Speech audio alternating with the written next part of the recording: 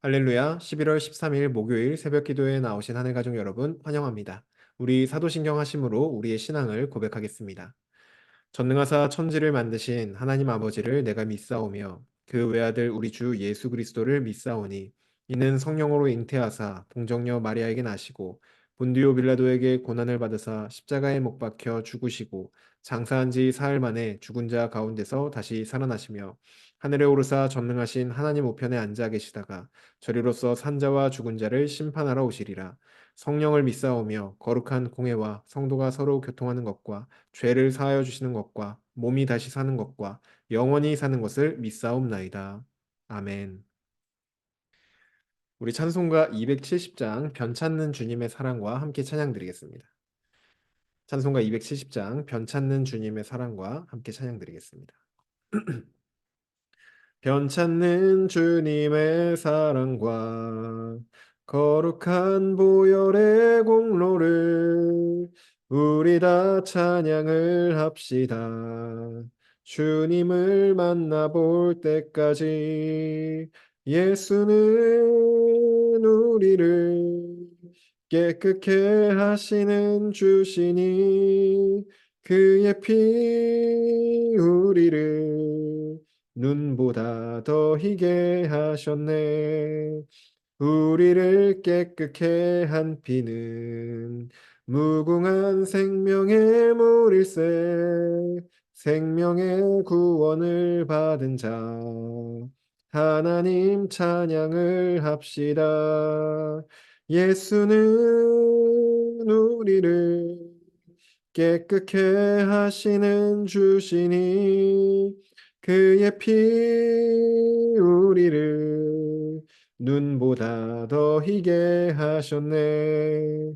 주님의 거룩한 보혈을 날마다 입으로 간증해 담대히 싸우며 나가세.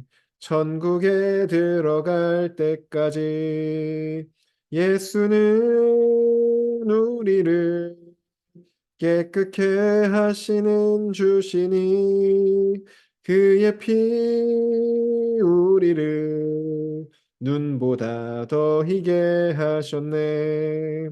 십자가 단단히 붙잡고 날마다 이기며 나가세. 머리에 면류관 쓰고서 주 앞에 찬양할 때까지 예수는 우리를 깨끗게 하시는 주시니 그의 피 우리를 눈보다 더 희게 하셨네. 아멘.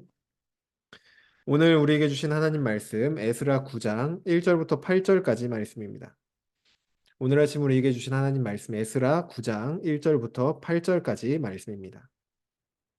제가 가지고 있는 성경으로 구약 성경 723쪽에 있습니다. 에스라 9장 1절에서 8절까지 말씀입니다. 다 찾으신 줄로 알고 한 목소리로 오늘 아침 우리에게 주신 하나님 말씀 함께 합독하도록 하겠습니다. 1절입니다. 이 일 후에 방백들이 내게 나와 이르되 이스라엘 백성과 제사장들과 레위 사람들이 이 땅 백성들에게서 떠나지 아니하고 가나안 사람들과 헷 사람들과 브리스 사람들과 여부스 사람들과 암몬 사람들과 모압 사람들과 애굽 사람들과 아모리 사람들의 가증한 일을 행하여 그들의 딸을 맞이하여 아내와 며느리로 삼아 거룩한 자손이 그 지방 사람들과 서로 섞이게 하는데 방백들과 고관들이 이 죄에 더욱 으뜸이 되었다 하는지라. 내가 이 일을 듣고 속옷과 겉옷을 찢고 머리털과 수염을 뜯으며 기가 막혀 앉으니 이에 이스라엘의 하나님의 말씀으로 말미암아 떠는 자가 사로잡혔던 이 사람들의 죄 때문에 다 내게로 모여 오더라. 내가 저녁 제사 드릴 때까지 기가 막혀 앉았더니 저녁 제사를 드릴 때에 내가 근심 중에 일어나서 속옷과 겉옷을 찢은 채 무릎을 꿇고 나의 하나님 여호와를 향하여 손을 들고 말하기를 나의 하나님이여 내가 부끄럽고 낯이 뜨거워서 감히 나의 하나님을 향하여 얼굴을 들지 못하오니 이는 우리 죄악이 많아 정수리에 넘치고 우리 허물이 커서 하늘에 미침이니이다. 우리 조상들의 때로부터 오늘까지 우리의 죄가 심함에 우리의 죄악으로 말미암아 우리와 우리 왕들과 우리 제사장들을 여러 나라 왕들의 손에 넘기사 칼에 죽으며 사로잡히며 노략을 당하며 얼굴을 부끄럽게 하심이 오늘날과 같으니이다. 이제 우리 하나님 여호와께서 우리에게 잠시 동안 은혜를 베푸사 얼마를 남겨두어 피하게 하신 우리를 그 거룩한 처소에 박힌 못과 같게 하시고 우리 하나님이 우리 눈을 밝히사 우리가 종노릇하는 중에서 조금 소생하게 하셨나이다. 아멘. 기도드리겠습니다. 사랑의 하나님, 오늘도 주님 앞에 나아와 하나님을 예배할 수 있도록 인도해 주시니 감사합니다. 하나님, 우리는 주님의 말씀을 떠나서는 항상 죄의 길로 가며 그 사망의 길로 걸어갈 수밖에 없는 자임을 고백합니다. 오늘도 우리의 갈 길을 밝히 비춰주시는 그 생명의 말씀 앞에 겸손히 엎드리오니 주여 우리에게 말씀하여 주시고 우리가 나아가야 할 밝은 길을 비춰 주시옵소서. 오늘도 주님의 말씀만 듣고 순종하며 나아가기를 원합니다. 주여 우리의 삶으로 하나님을 예배하오니 받아 주시옵소서. 감사드리며 예수님의 이름으로 기도드립니다. 아멘. 할렐루야. 오늘 우리 함께 읽은 에스라 9장 1절부터 8절 말씀으로 하나님 말씀 함께 나누고자 합니다. 네, 우리가 살아가다 보면은 나도 모르게 나의 건강이나 어떤 재정 상황에 안 좋은 그러한 습관을 가질 때가 있습니다. 뭐 예를 들어 밥을 먹고 바로 눕는 습관이 있다면은 뭐 소화불량이나 아니면 식도염을 일으키는 건강에 안 좋은 습관 중 하나이겠죠. 또 재정적으로는 할인 행사만 하면은 필요하지 않더라도 일단 구매하고자 하는 그런 습관이 있다면은 우리의 재정에 안 좋은 영향을 미치는 습관이 될 것입니다. 마찬가지로 영적으로 우리를 안 좋게 하는 습관들도 분명히 존재합니다. 우리가 큰 문제의식을 갖지 못하더라도 어느새 나와 하나님과의 관계가 더 깊어지지 못하도록 방해하는 그러한 습관들이 우리에게도 존재합니다. 오늘 본문에도 큰 문제의식을 갖지 않고 하였지만 어떤 문제의식이나 이게 뭐 큰 문제가 되겠어 라는 마음으로 행하였지만 그것이 영적으로 아주 큰 문제가 된 사건이 나옵니다. 그래서 오늘 본문 함께 살펴보면서 영적인 문제 앞에서 우리가 어떻게 그 문제를 회복할 수 있는지 함께 나누고자 합니다.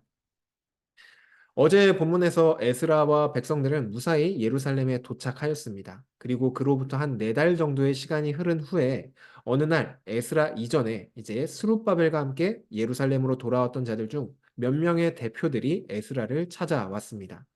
그리고 에스라에게 이렇게 말을 합니다. 이스라엘 백성과 제사장들과 레위 사람들이 이 땅에 거주하던 이방인들에게서 떠나지 않고 그들과 결혼하는 가증한 일을 행하여 거룩한 자손이 이방인들과 서로 섞이게 되었습니다. 심지어 그 일을 방백들과 고관들이 더욱 으뜸이 되어서 행하였습니다. 라고 에스라에게 말을 합니다.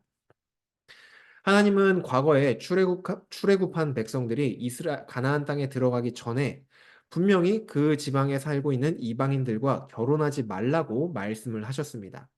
이것은 단순히 결혼의 문제가 아니라 그들이 섬기는 우상들이 이스라엘 안으로 들어오는 그러한 문제이기 때문에 절대로 이방인들과 결혼하지 말라고 말씀을 하셨습니다.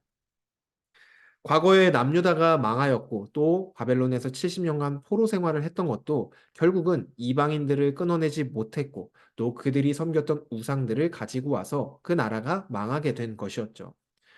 이방인들과 결혼하고 그 우상 숭배의 문제로 나라가 망했고 또 포로로 70년 동안이나 생활을 한 뒤에 이제서야 하나님의 은혜로 이 고향 땅에 돌아왔는데 다시 또 문제의 원점으로 돌아간 것과 같은 상황이 된 것입니다.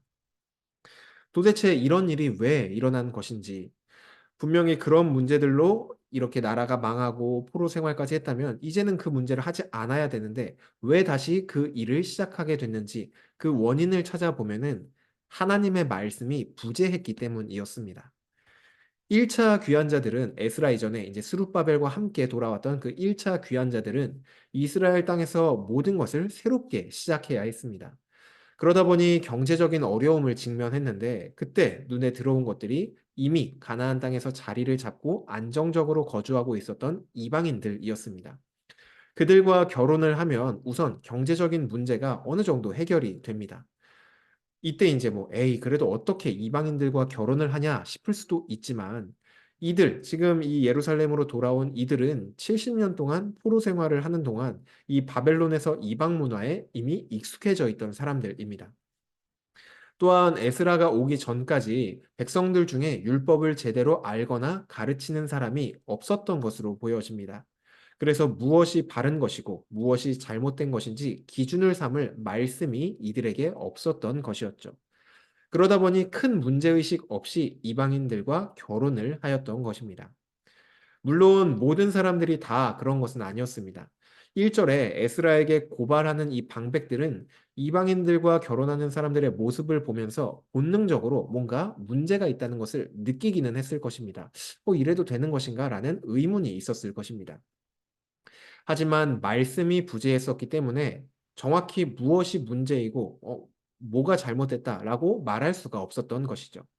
그러다가 에스라가 이 예루살렘에 도착해서 하나님의 율법과 말씀을 가르치고 그 말씀을 듣다 보니까 지금 이 모습은 분명히 문제가 있는 것이구나라는 것을 깨닫게 된 것입니다. 그래서 에스라에게 가서 이런 문제가 있습니다라고 고백을 한 것이죠. 우리도 마찬가지입니다. 우리 삶에 말씀이 멀어지고 말씀이 부재하면은 우리에게 영적인 문제가 생겨도 그것을 인식하지 못하거나 또는 해결하지를 못하게 됩니다. 말씀의 빛이 비추이지 않으면 우리의 죄가 드러나지 않기 때문입니다. 그러다 우리가 말씀을 가까이 할 때 우리의 숨겨졌던 죄들이 발견되기 시작합니다. 우리가 말씀을 가까이 해야 되는 것은 말씀을 읽는 것, 말씀을 보는 것이 그리스도인들의 어떤 기본 소양 그런 것이기 때문에 말씀을 봐야 되는 것이 아닙니다. 바로 이 말씀이 우리를 살리기 때문에 우리는 말씀을 가까이 해야 하는 것입니다. 죄된 본성을 가진 우리는 잠깐의 틈만 나면은 죄를 짓기에 아주 빠릅니다. 심지어 죄를 지으면서도 그것이 죄인지조차 모르는 것이 바로 우리의 본성이고 우리의 모습입니다. 그래서 우리는 항상 말씀을 가까이 하여서 우리가 사망의 길을 걸어가는 것이 아니라 말씀이 비추이는 생명의 길을 걸어갈 수 있도록 우리의 걸음을 말씀으로 비추어야 합니다. 그러니 항상 우리 곁에 하나님의 말씀을 가까이 하며 말씀의 인도함을 받아 생명의 길로만 걸어 나아가는 우리 모두가 되기를 주님의 이름으로 축복합니다. 이어서 말씀 보시면 방백들의 고발을 들은 이 에스라는 기가 막혀서 속옷과 겉옷을 찢고 머리털과 수염을 뜯으며 제자리에 앉아 있습니다. 에스라는 율법 학자로서 하나님의 말씀을 잘 알고 있었던 사람입니다. 그러다 보니 지금 백성들이 이방인들과 결혼한 이 사건이 얼마나 큰 문제인지를 누구보다 잘 알았습니다. 5절부터 8절까지 나오는 에스라의 기도의 내용을 보면 그가 이 문제를 얼마나 심각하게 지금 받아들이고 있는지를 볼 수 있습니다. 6절에 이렇게 기도를 하죠. 나의 하나님, 내가 부끄럽고 낯이 뜨거워서 감히 나의 하나님을 향하여 얼굴을 들지 못하겠습니다. 라고 고백을 합니다. 이방인들과 통혼하는 것을 시작으로 나라가 망하였고 또 포로 생활까지 했습니다. 그런 잘못을 했던 이 백성들을 하나님께서 은혜를 베푸셔서 이 예루살렘 땅으로 다시 돌아오게 하셨는데 그새 그 잠깐을 못 참고 또다시 똑같은 죄를 짓고 있으니 에스라 입장에서는 이 일이 하나님 앞에서 볼 면목이 없었던 것입니다. 그런데 우리가 여기서 좀 집중해 보아야 할 것은 에스라의 반응을 주목해야 합니다. 에스라는 이 일이 정말 심각한 문제, 정말 큰 문제라는 것을 잘 알았습니다. 그런데 엄밀히 따지자면은 에스라가 하나님께 직접적으로 죄를 지은 것은 아니었죠. 에스라가 오기 전 1차 귀환자들이 지은 죄이기 때문에 에스라의 책임이라고 하기도 어렵습니다. 그런데 에스라는 이 죄를 그들의 죄라고 치부하지 않고 6절을 보시면 우리 죄악이 많아 정수리에 넘치고 우리의 허물이 커서 하늘에 미칩니다라고 말을 합니다. 에스라가 직접 죄를 짓지 않았지만 그들과 함께 우리라고 말을 하며 자신이 하나님께 죄를 지은 것처럼 하나님께 회개 기도를 드리고 있는 것입니다. 우리가 살아가고 있는 이 세상에서는 어떤 문제가 발생하였을 때 그 일을 처리하는 방법은 문제를 일으킨 한 사람을 찾아서 그에게 모든 잘못을 짊어지게 하는 방법을 씁니다. 어떤 사고가 일어나면은 그 일의 책임자가 사퇴하는 것으로 모든 문제를 해결하는 것이죠. 하지만 진짜 중요한 것은 왜 그런 문제가 발생했는지, 다음에 같은 문제가 발생하지 않으려면 어떻게 해야 하는지 이런 것을 논의하는 것이 더 중요합니다. 에스라의 기도가 바로 이러한 기도였습니다. 하나님, 저들이 잘못했고 저는 잘못한 게 없습니다. 라고 하는 것이 아니라 하나님, 우리가 잘못했습니다. 우리를 용서하여 주십시오. 라고 기도하며 다시 이런 문제가 발생하지 않도록 하나님 앞에 기도하고 있는 것이죠. 이러한 에스라의 기도는 공동체를 회복하는 그러한 기도가 되었습니다. 공동체 안에서 우리의 기도도 바로 이러해야 합니다. 공동체 안에서 어떤 문제가 발견되었을 때 이게 누구의 잘못인지 가리고 또 비난하며 탓을 하는 것이 아니라 그것을 우리의 문제로 여기며 하나님께 한 마음으로 기도하는 것, 이것이 우리가 해야 할 기도의 모습입니다. 하나님은 우리가 공동체를 위해 기도할 때 그 기도를 들으시며 회복의 역사를 시작하십니다. 나의 기도가 공동체를 회복하는 데 사용된다면 얼마나 영광스러운 일입니까? 하나님은 바로 그 영광스러운 일에 우리를 초대해 주셨습니다. 그러니 항상 마음을 다하여 나의 형제 자매들 그리고 나와 한 몸 된 공동체를 위하여 주님께 기도하는 우리 서일 공동체가 되기를 주님의 이름으로 축복합니다. 이제 말씀을 정리하겠습니다. 우리가 말씀을 가까이 하지 않을 때 우리는 우리도 모르게 죄된 자리로 나아가게 됩니다. 왜냐하면 우리의 죄된 본성이 여전히 남아있기 때문에 우리는 어떤 기준점이 없으면은 이 죄된 본성을 따라 죄의 길로 나아가게 됩니다. 하지만 우리가 말씀을 가까이 할 때, 아, 이것이 죄구나. 아, 이것이 잘못된 길이고, 아, 이것이 하나님께서 우리에게 원하시는 바구나가 명확히 드러납니다. 그래서 우리가 더 이상 죄의 길로 걸어가지 않고 생명의 길로 걸어갈 수 있게 됩니다. 그러니 항상 말씀을 가까이 하여서 우리의 걸음을 우리의 본성이 아니라 하나님의 말씀만을 따라가기를 간절히 소망합니다. 또한 하나님은 우리에게 공동체를 허락해 주셨습니다. 우리가 서로를 위해 기도할 때 하나님은 그 기도를 들으시고 공동체를 회복해 나아가십니다. 그러니 항상 나를 위한 기도뿐만이 아니라 우리를 위해 기도하는 우리 서일 공동체가 되기를 주님의 이름으로 축복합니다. 주신 말씀 놓고 기도드리겠습니다. 사랑의 하나님, 오늘도 우리에게 말씀하여 주시니 감사합니다. 하나님, 우리는 이 죄된 본성 때문에 우리의 마음대로 우리의 본성을 따라 살아갈 때는 반드시 죄의 길로만 갈 수밖에 없음을 고백합니다. 이런 우리를 하나님 항상 우리에게 말씀하여 주셔서 그 말씀의 빛을 따라 죄의 길, 사망의 길이 아닌 생명의 길로 나아가는 우리 모두가 될 수 있도록 인도하여 주시옵소서. 우리의 삶의 자리에 항상 말씀을 가까이 하길 원합니다. 그것을 방해하는 모든 습관들을 이겨낼 수 있도록 인도하여 주시고 말씀을 가까이 하는 습관들을 우리 삶에 더욱더 만들어 갈 수 있도록 인도하여 주시옵소서. 또한 하나님, 우리가 나만을 위해서 기도하는 사람이 아니라 공동체를 위하여 한 마음으로 기도하는 그러한 한 몸, 주님의 몸 된 공동체가 되기를 간절히 소망합니다.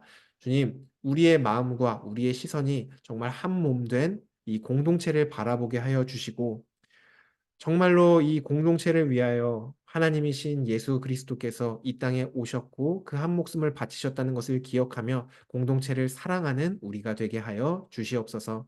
감사드리며 예수님의 이름으로 기도드립니다. 아멘. 네, 오늘 예배를 마쳤습니다. 오늘도 우리에게 주어진 이 하루를 나의 뜻과 나의 생각으로 살아가는 것이 아니라 하나님의 말씀을 보고 하나님의 말씀의 인도함을 받아 살아가는 저와 여러분 되기를 간절히 소망합니다. 오늘 하루도 말씀으로 승리하시기를 바랍니다.